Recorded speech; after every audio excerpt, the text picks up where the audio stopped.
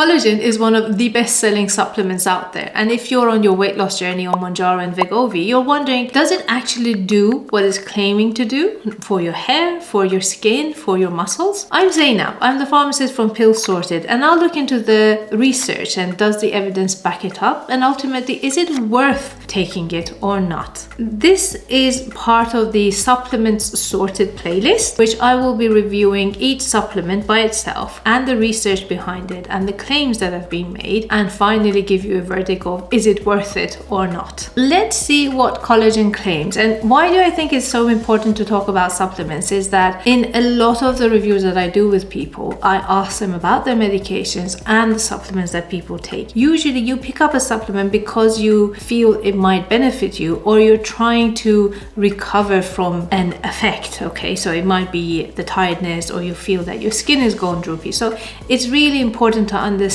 why you're taking the supplements and the whole picture of the medications that you're taking. So collagen has come up many times, and I want to talk about what it is and how does it work. Over 70% of the collagen in our body is actually in our skin. It is one of the most important proteins in our skin. We have also a huge amount of it in our bones, and it works like a lattice that all the minerals, the calcium and the phosphate sit on it. So it does do an important act for our bones as well. And a lesser amount of the collagen is in our muscles and our hair. So hair is keratin first as a protein, but it has got some collagen too. The muscles the same. So what does the research say to us? So one of the strongest research that we have is around skin actually. So in 2023, there's been a cohort of evidence checking a lot of different trials. So for over 1,700 people across these different trials, and it has got good conclusion that collagen has improved the skin hydration and the skin elasticity versus placebo within 6 to 12 weeks of taking it continuously. Okay, so that's the strongest that we have. Then the other one is about bone, and this one was interesting, the research. There will be links on it if you need. For postmenopausal women, 5 grams of collagen for a whole year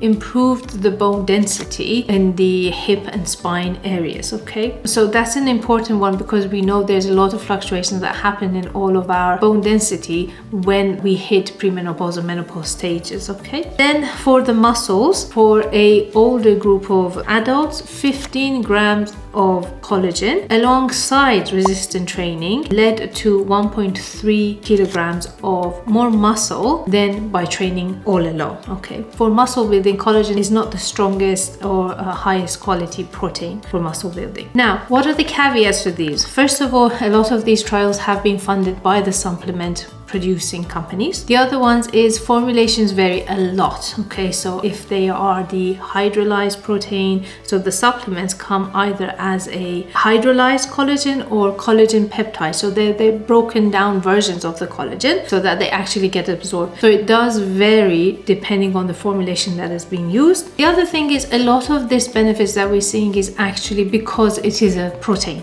Okay, so taking that protein has got benefits, and that's why what we wanted to work for is an important reason that is this good or not. When you're on your weight loss journey on Mounjaro and Wegovy, you generally have less appetite. Okay, hitting the protein target is one of the hardest things. So we generally advise about 1.2 grams of protein per your body weight in kilograms. It is a high target. Most of the time it will be a bit of a challenge to hit it because you've got that suppressed appetite. Collagen is a good way to top up protein. It's usually quite palatable, it's easy to digest, especially if you lose weight fast. Losing weight quite fast has got a huge effect on your skin looking not vibrant and losing its elasticity, looking tired. So collagen can help with that. Okay, is there any risk or side effects? Generally is very low risk. You might feel a little bit bloated, but other than that, there's not much of a risk in it. There's 2 other things as well. So depending on if the formulation is on fish based or is it like bovine. So if, for example, marine collagen, if you've got got allergies to